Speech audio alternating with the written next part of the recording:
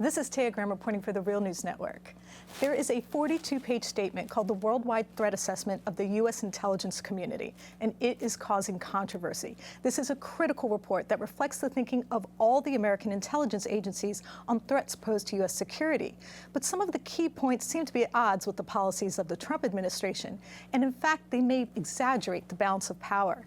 Here to discuss this with me is Paul Jay, the editor-in-chief. So, Paul, we're going to focus on this report. First, give me some of your takeaways from it. Well, there's a lot in this report, and I haven't read the whole report, but something jumps out at me, which is simply being completely underreported in the corporate media. I would say two big issues. Number one, the analysis of the report on Iran continues the view of the American intelligence agencies that Iran is not building a bomb. And that has been lost in the coverage of the report.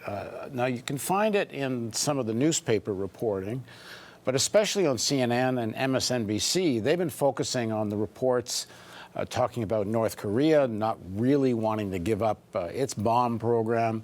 They've been talking about the lack of discussion about that there isn't a national security threat at the Mexican-American border, so why have a wall?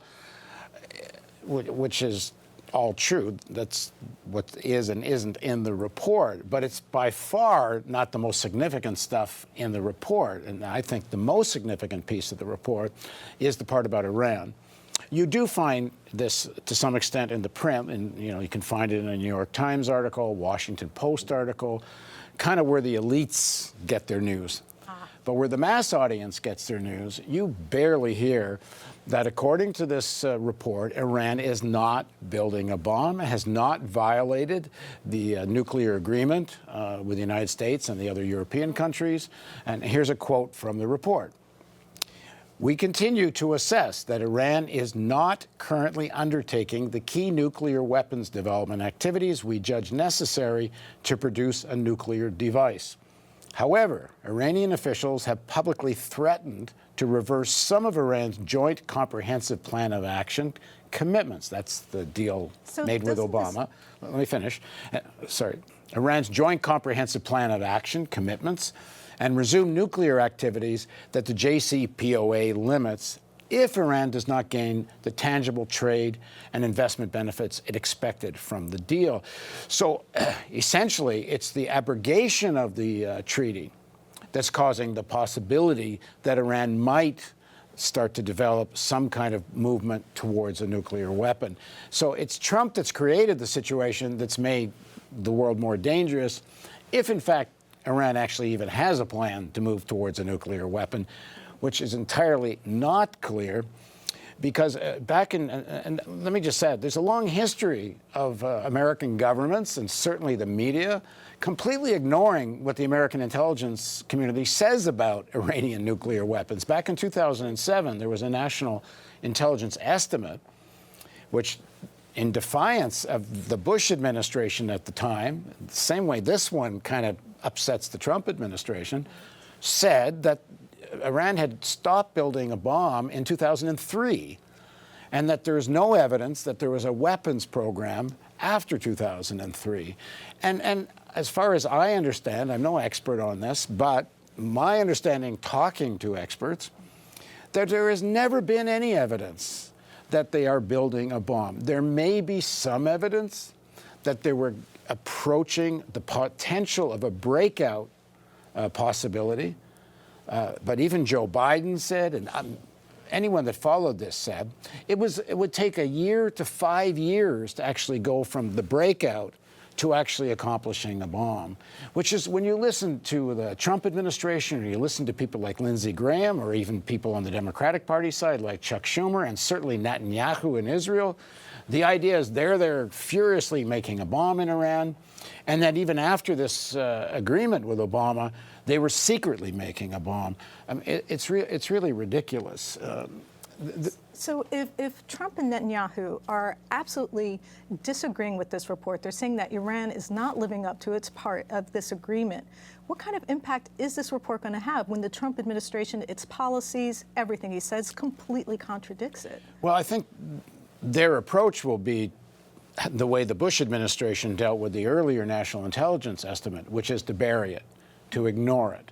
And this is what happened in the already, as I say, on CNN and MSNBC, and the mass media is already not even talking about this Iran provision.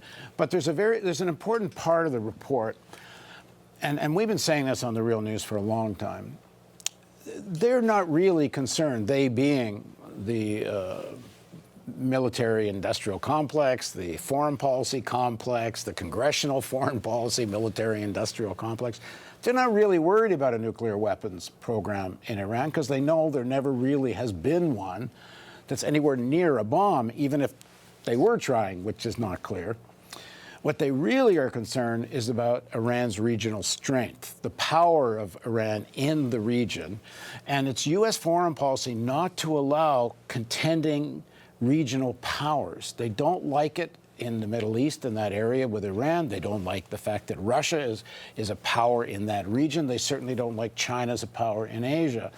But they particularly don't like Iran as a power outside the American sphere of influence. So what they're really concerned about Iran is that Iran is developing the capability of defending itself against regime change.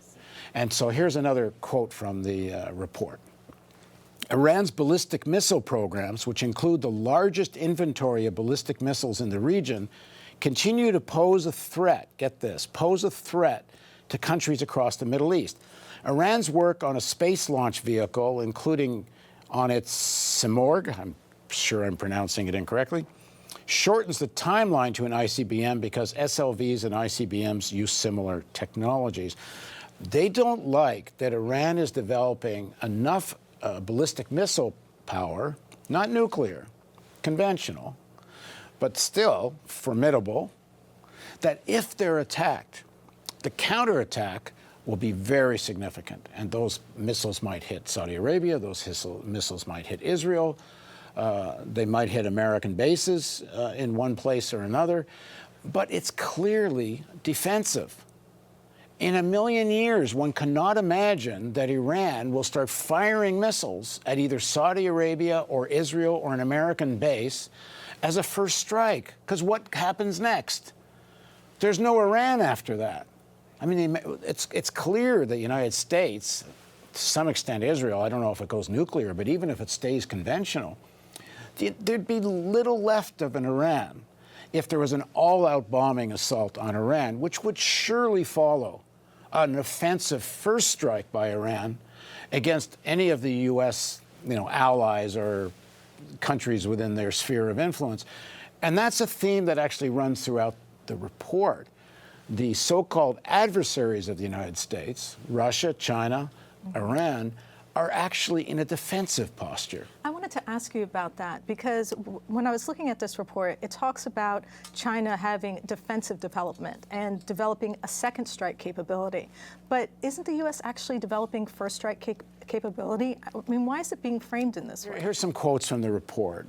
Right from the very beginning, in the foreword to the report, it says this: China and Russia are more aligned than at any point since the mid-1950s. Now, that's very significant, that there's been a lot of contention between Russia and China, certainly during the times of Mao Zedong and the Soviet Union.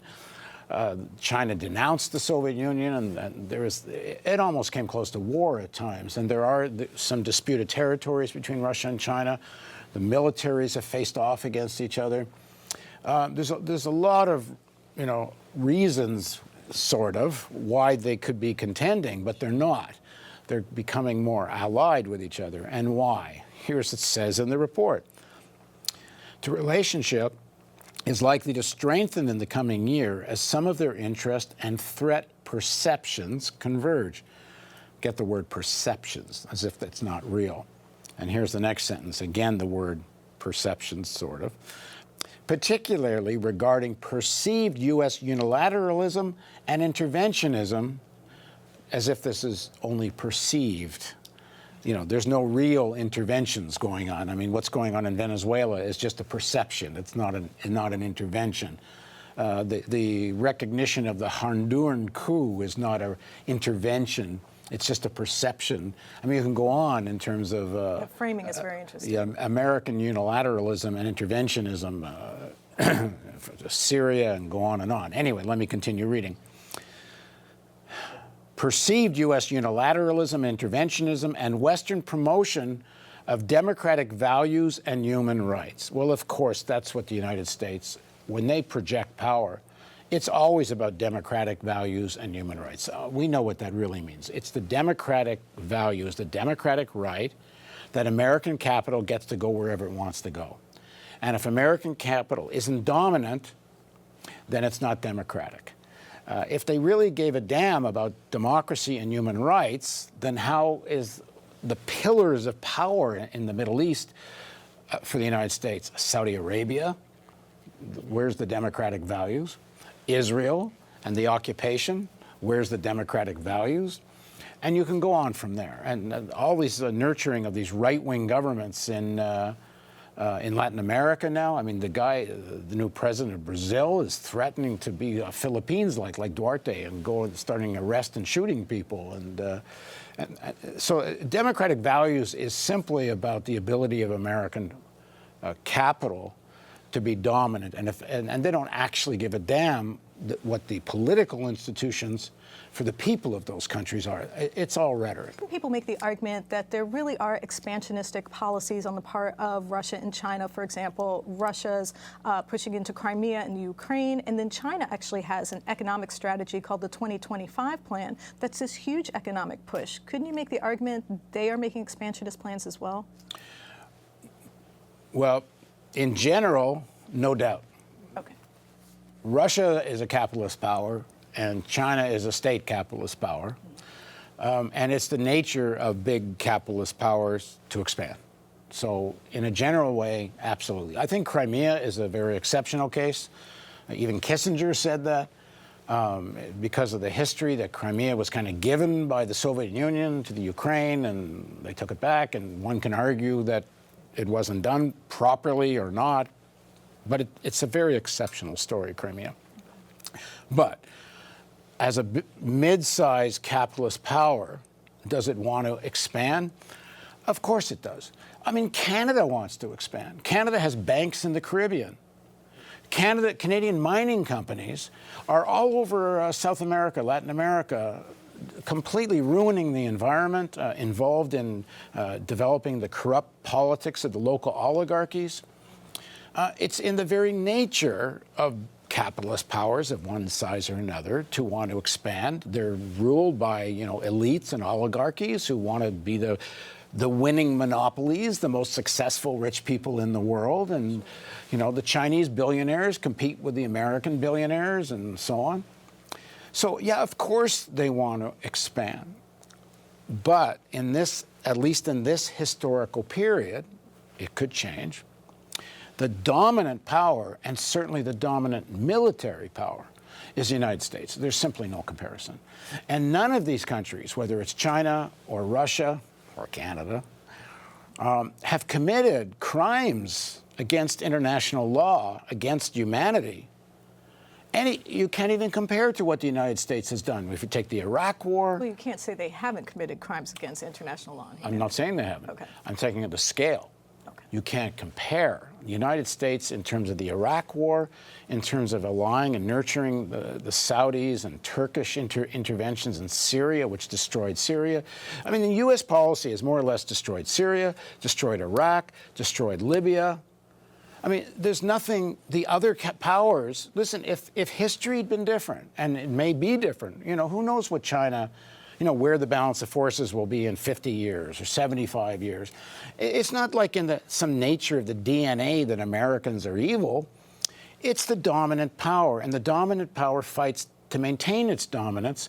And if China was the dominant power, who knows what they might do. But they're not the dominant power. And we as people who are, and peoples of the world that are getting destroyed by these U.S. policies need to speak out. And at the moment, when Russia and China push back on U.S. policies, like over Venezuela, where they, are refusing to play ball on recognizing this imposter as president, and don't want to recognize or support American interference in Venezuela. I don't know what their intention is. And I'm not saying there's something pure about the intent, but it doesn't matter, because right now in the balance of forces, it's very important to defend the principle of non-interference. And given where the balance of forces are, even this report makes it clear that Russia and China are in a defensive posture, not an aggressive posture towards the United States. And that's a critical concept for Americans to get, because the narrative of the military-industrial complex, right from World War II on, is that we, Americans, are, the Soviets are out to get us. The Russians are coming. The Russians are coming. They're on the attack. They're going to take over Europe. They're going to take over the United States. But like you asked about China, China has the ability to launch cyber attacks that cause localized, temporary, disruptive effects on critical infrastructure, such as disruption of a natural gas pipeline for days to weeks in the United States. Now, imagine why and when would China ever want to disrupt natural gas pipelines in the United States? Let's assume this is true. They have that capacity. China owns more than $1 trillion of U.S. debt. The whole GDP of China is, somewhere north of $12 trillion. 1/12 of the whole GDP of China is tied up in owning American T-bills. Do they want to destroy the American economy? How much of China's economy is dependent on the American market for products? I mean, this trade war that's going on now, it's hurting the Chinese economy just to have these tariffs. You're going to destroy your market and disrupt natural gas pipelines for days to weeks, only as a defensive measure, only as a second strike capability. It would never be, we want to destroy America because we hate your values. I mean, what a crock. Maybe the most overt recognition of China in a defensive posture in relationship to the United States. And remember that Steve Bannon, and this is Trump's real ideology, and Bannon's the real person that articulates, I think, what Trump believes, sees China as the real threat to the United States. But this report defies that idea in this way, and here's the quote. China continues its multi-year effort to modernize its nuclear missile forces, including deploying sea-based weapons, improving its road, mobile, and silo-based weapons, and testing hypersonic glide vehicles. Here's the key line. These new capabilities are intended to ensure the viability of China's strategic deterrent by providing a second strike capability. Get that, second strike capability, and a way to overcome missile defenses. Second strike capability means you're ready to defend yourself against a first strike. There's no attempt on the part of China to develop first strike technology. My question is why is the media focusing so much on China's defensive position, them developing second strike capability, as opposed to looking at the U.S. developing first strike capability? Yeah, that's a great question. And that goes to the very heart of the whole mythology of American foreign policy, and almost all the media buys into this, that America is this defender of democracy, and we're always threatened because of our values. And these non-democracies would like to destroy us and all this. The truth is, the country that's really developing first strike capabilities is the United States. It's not new. It's from the very beginning of the development of the nuclear arsenals. And people should watch this series I did with Daniel Ellsberg. It's maybe one of the most important things we've ever done on the Real News Network. And Ellsberg makes it clear that in the late 1950s into 1960, 61, when they were talking about a missile gap, they said the Russians had like 1,000 missiles and the United States only has 200 and we're going to get destroyed. And it turned out that the Soviet Union had 4 missiles at the time and never had neither a plan to try to dominate the world through a nuclear threat and also never had a plan to invade Western Europe. The whole rationale for NATO and all that, a total crock. But who is got, 600 or more military bases all over the world, who is developing nuclear weapons with first strike capability, and very concerning. And Trump has ordered a new nuclear weapon, which has already gone into production, which is a new, very low-yield nuclear weapon, about something around half of Hiroshima and Nagasaki, which means they really have some intent to use this on the battlefield, or at least to threaten somebody with it. And I don't think they're going to threaten Russia and China with it. This is to threaten, like in Iran, that if you screw with us, you don't do what we want, you don't submit, because will Russia and China step in with an all-out nuclear war that will end life on Earth, and it will, even the small H-bomb war ends life on Earth, as far as we know. But a small, low-yield bomb dropped into an Iran, maybe Russia and China don't do anything about it. And so it becomes a real weapon to threaten mid-sized powers that don't want to come under American dominance. And that weapon's actually in production as we speak. They're getting ready to let go. And it's not the first small tactical bomb the United States has created. But if I understand it correctly, it's smaller, which makes it more usable. Well, that is incredibly disturbing, but that's incredibly disturbing. But what's interesting is that Elizabeth Warren has just crafted a no first use bill. So there is some push in the United States to make this pledge, no, we are not going to be the ones to first use any sort of nuclear weapons. How does that work now that you've just told me about this sort of small size or mid-size nuclear weapon that President Trump is currently working on? How does a no first use bill work with that knowledge? Exactly. I mean, it's Warren and I believe Lee and Markey have this bill. It would say there's no point building these. If they were to pass a bill that says no first strike, you get rid of this stuff because then you can't threaten people. And then if you pass a bill like that, then you say, well, let's not spend money on these small tactical bombs because they are only first strike weapons. Exactly. Of course, the only real solution is there has to be a massive reduction in the nuclear stockpile, not what the United States and Russia are planning to do, which is spend about $1 trillion over the next 30 years, most of it in the next 10 years, to enlarge and upgrade and modernize their nuclear weapons. When it would take 10 or 15 to end life on Earth. And in fact, it's interesting, according to Daniel Ellsberg, China is actually only building a handful. They've only got a very small number of bombs. Apparently you only need a handful. You only need a handful. So why build these great big arsenals? Because it makes money. Because the companies that are making this stuff are making a fortune making these weapons. And the problem is they're making money. But the more you increase the numbers of these bombs, the more you increase the possibility of accidental use of these bombs. I don't think anybody's mad enough in any country, frankly, to start a war that ends all life on Earth in a deliberate, conscious way. But the possibility of accidental nuclear war goes up the more bombs you got, and we're building more and more.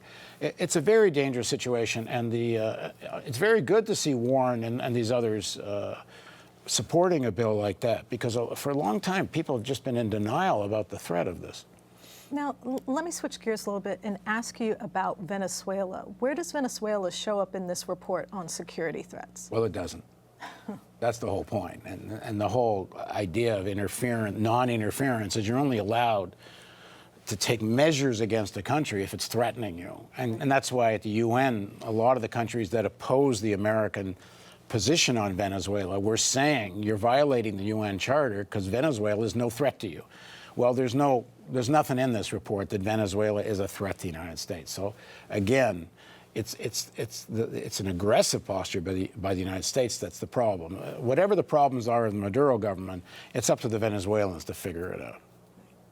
Paul, I want to thank you for helping me discuss this complicated and exceptionally scary topic. So thank you so much for your time. Thanks. I think we might have to delve back into this again. I think there's even more there to discuss. No doubt. And I want to thank you for joining me at the Real News Network.